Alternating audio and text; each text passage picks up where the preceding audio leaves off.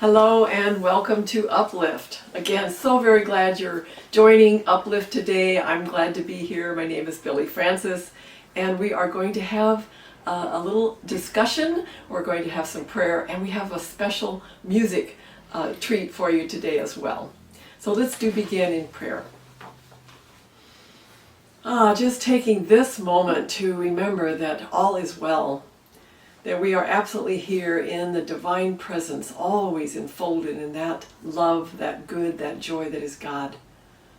So we know that is ours to enjoy, that this wonderful, wonderful life that we have been gifted is ours to receive and enjoy and to absolutely be an active part of, making it even more wonderful. So I know that that's our charge, that we take that on, that we accept this gift and we give our contribution to it with joy. And so knowing this is our truth and our good, I let this be, and so it is. Amen. So once again, welcome. I am so delighted to share some thoughts today. I know that these have been some troubling times, and I've written a blog that I want to share a bit from it for you today. That basically I'm just wishing you and everyone I know peace during these troubling times. Along with so many Americans, I'm riding the waves of emotions. I'm sure that's true of many of us. The events in our country that have been unfolding, it's causing some waves of emotions, as I'm sure you experience as well. At one side, I'm inspired by acts of courage. At the same time, I'm troubled by the denial of human rights. So there's that wave, encouraged and inspired, as well as a little bit discouraged. I'm troubled by suffering, by fear, by doubt, and yet I'm hopeful that these events are coming to us so that we can, in fact, put in the corrections that are needed. Things that are outworn biases, outworn beliefs, outworn policies and practices. So we are here to make this world more wonderful. And we do that by participating. We do that by being involved. And that's my charge to myself. I know that we want solutions, and I want to be part of the solutions, part of the change. And I know that in fact starts with me. It starts by being engaged in the outer events. But it also is about me being engaged with my own practices and as well as my convictions, and checking out about my own biases. So where am I committed? Where am I acting on my commitments? And where am I not looking at things that might be what I'm calling biases? I passionately believe that we are all equal members of the human family, and nonetheless I carry some very outworn and yet deeply ingrained biases. And so I want to look at those, I want to examine those, I want to reconcile them more than anything. So that's why I believe we can make the world more wonderful, is to start with ourselves, to be grateful, to receive the gift of this life that we've been given, and at the same time to make it more wonderful by being honest and truthful with ourselves. So one of the places I turned to for support was my own mission statement, and that is to teach and serve with love. So that has been my mission and my passion for many years as a teacher and a trainer, and this is what I hope to continue, is to be aware that my mission is to teach and serve with love.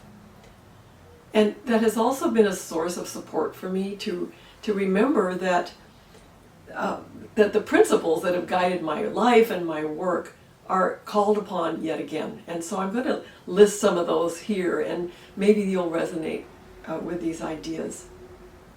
So since my program called Guiding Mindful Change has started in 2000, here are the basic 4 tenets of our program. People are naturally whole and resourceful. And what I've come to be very aware of is that means all people. all people are naturally whole and resourceful and good. At the bottom of our hearts, at the depths of our beings, that's who we are. We're whole, complete, resourceful, and good. The second tenet is that balance is essential for fulfillment.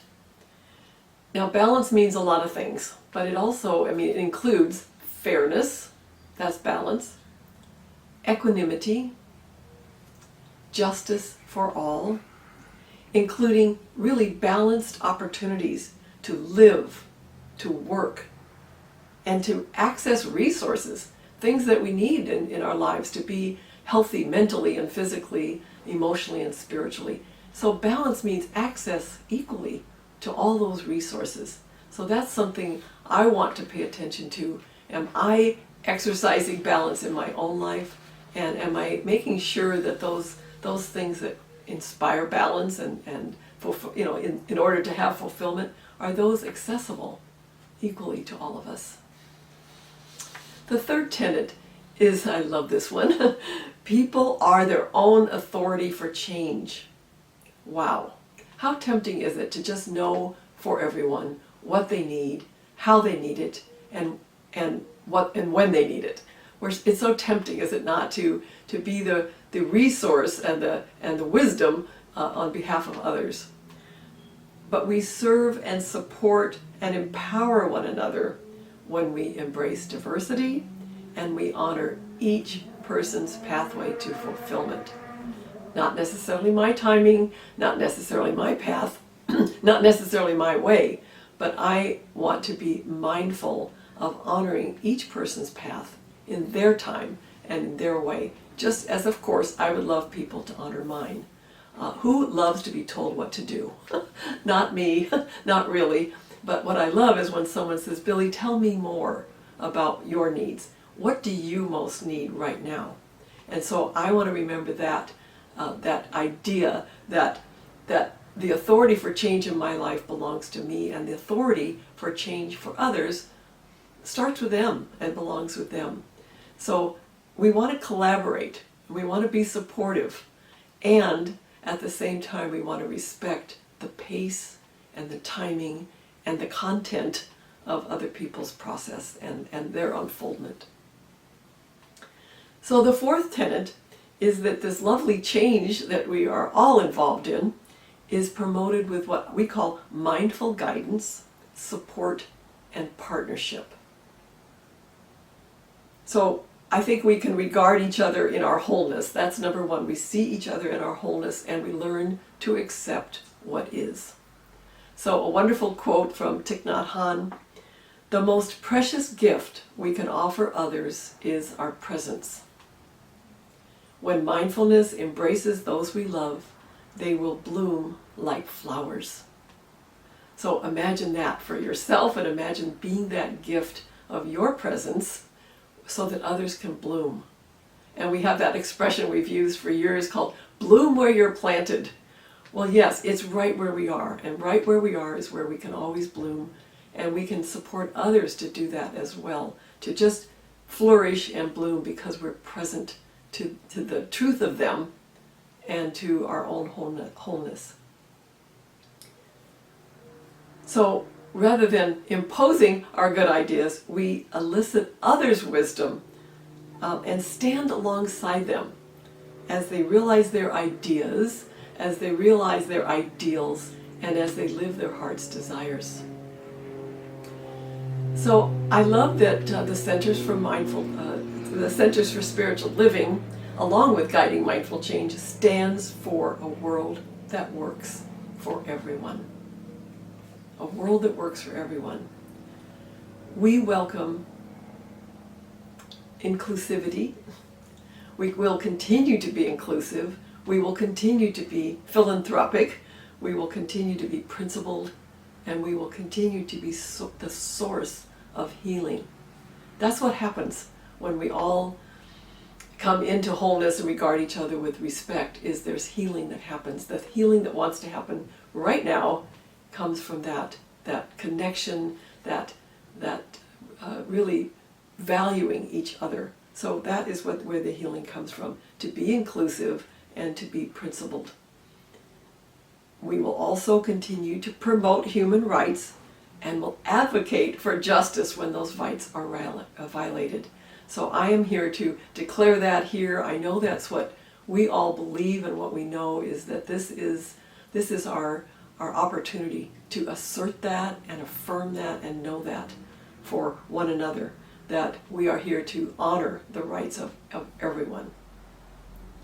We will stay present, aware, and mindful to truly see what is happening, to eyes open, and to make conscious choices that promote mutually beneficial and meaningful change. So take some of those words in. We want to have things be mutually beneficial and certainly to be meaningful. So the change we want to see in the world, as we know, starts with us. It starts with us in consciousness. It starts with us in our own hearts. And so we can take a stand for that. And I absolutely know that that makes a difference, as I know you do. So join me in taking a stand for healing. Join me in declaring your principles and your values. Let's not be silent. Let's not keep our values and our beliefs that we believe in a world that works for everyone. Let's not keep that a secret and silent. And let's also please join each other in compassionately being more aware of our blind spots and our biases, so that the healing can start deep within us in ways that wants to happen. So I do again look forward to sharing some music with you now, as well as a prayer, but last thought here on this is to just join me in whatever you need to do, large or small acts, that you can help with me and with all of us put in the correction that this beautiful human family, this wonderful world that we live in, is calling for.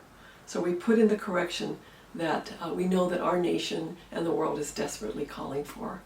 I know that we're up for it. I know we know the truth. We know the truth of wholeness. We know the truth of oneness. And I know from that all is well. I'll close with a prayer, and then, as I mentioned, we have a special music presentation. Please join me in prayer. I am knowing right now that God is present in all things and in all of us. That is so good, and so we are just receiving that gift of life, calling it wonderful, calling it a blessing, calling it a gift. And I know that from this, we absolutely, from consciousness, make a difference. That our awareness of our oneness with God is enough already. That's it. We know it, we experience that, we express that, and we live that. And from that, I know that the healing is simply revealing this truth, the truth of our oneness. So I know the healing that we seek is complete. I know it is good, and I know it is very good. So I invite you now to remember that Uplift is available each weekday at 1 o'clock. And please now join me in welcoming Kerry Powell. He's going to grace us with some music.